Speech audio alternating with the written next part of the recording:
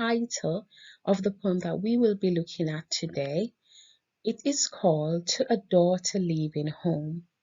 I would like you to quickly predict what this title may encourage the reader to think about, or what this poem will be about. Okay, so we have thought about our title and started to unpick that. Let us look at the question that we will be answering today. How does the poet present the speaker's feelings about her daughter?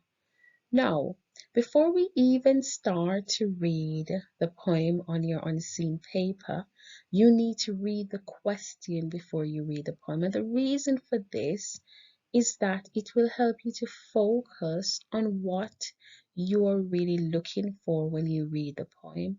So after we've read the question, I would like you to highlight the key words in the question. Let's look back at the question. How does the poet present the speaker's feelings about her daughter? So the key words here would be present and feelings. So that's what we will be looking at when we read the poem. So I will now read to you the poem. I would like to think about the poem and the connections with the title as I go through. To a daughter leaving home.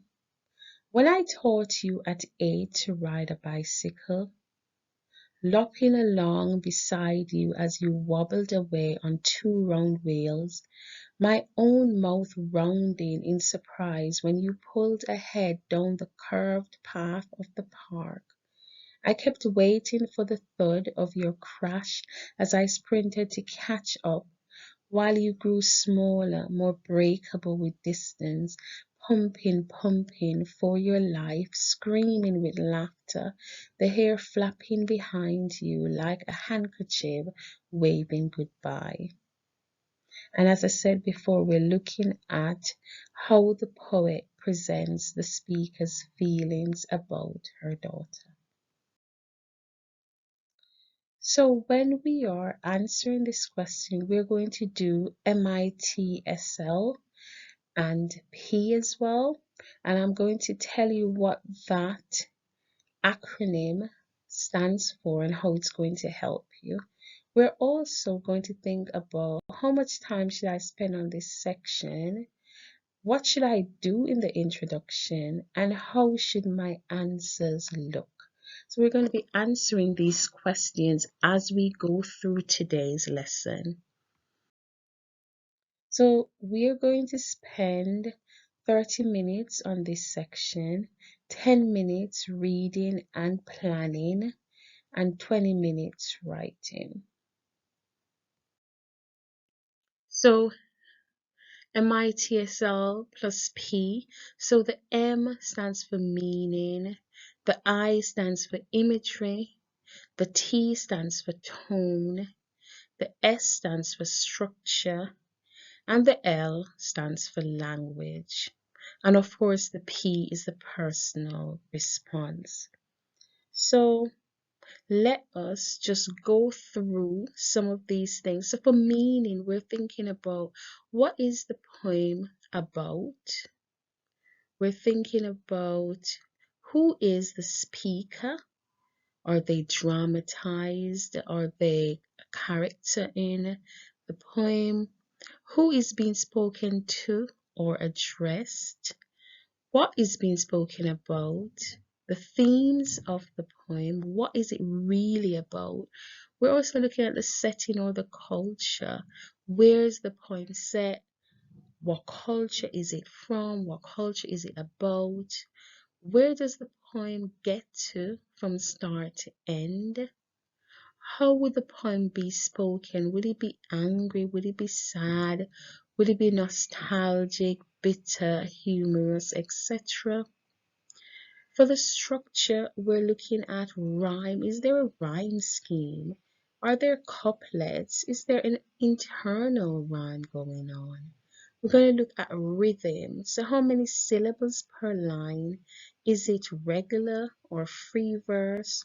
While some different lengths to others, we're also looking at the stanzas, how many, how do they change? Is there a narrative going on?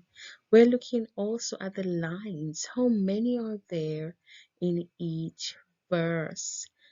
Do some stand out? Do we have enjambment going on? Do the lines run on to the next line or stanza?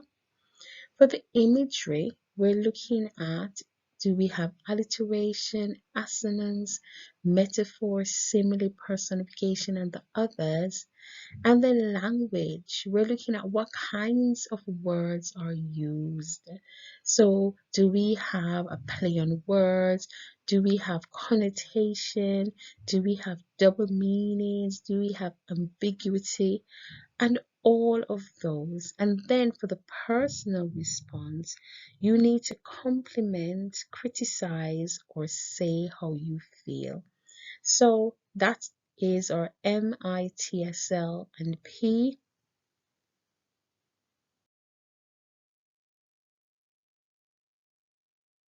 So we're going to start answering this question.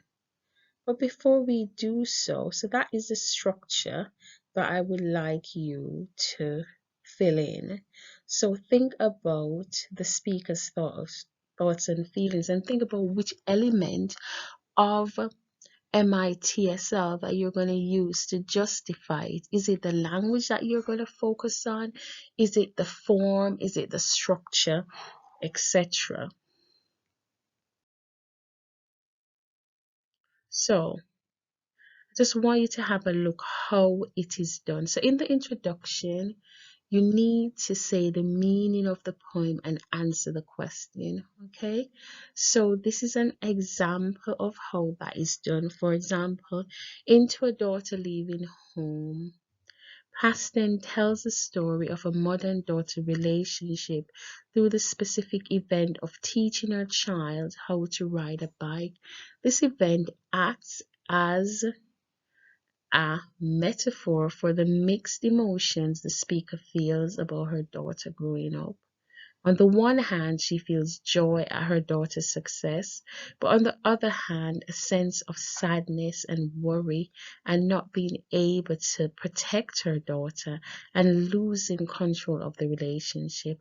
So this introduction tells us what the poem is about. It also tells us what feelings are presented. And then as we go along, we need to put peel in our answer as well.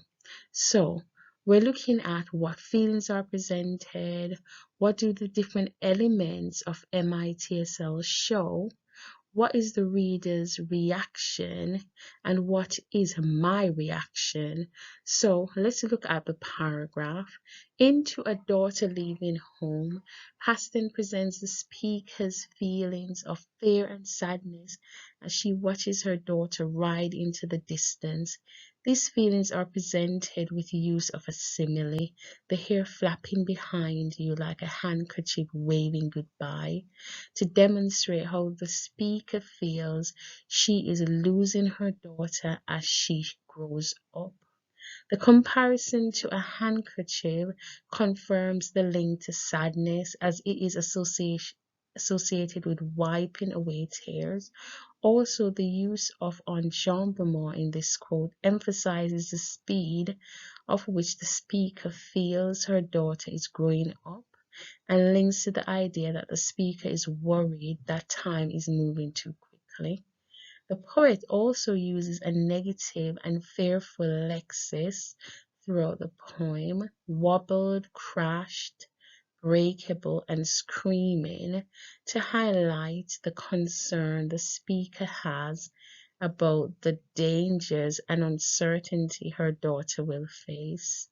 The presentation of fear leaves the reader feeling sympathy for the speaker because they can relate to a mother and child relationship, and in my opinion, the poem has successfully developed a melancholy tone to help present the paradoxical grief a parent feels at watching their children grow up. So we have looked at the models, we have looked at the acronym that we're going to use to help us to look at the different parts and really address AO2, the language, the structure, the form. So I'm just showing you the different levels that you can achieve, and we'll start with the lower levels and go up to the higher ones. So level 4, clear understanding. So it's clear, it's explained, the response is linked to the task. There is effective use of references throughout, and that would give you a level 4. And level 3, it's explained, structured comments. Level 2, supported relevant comments. And level 1, simple explicit comments.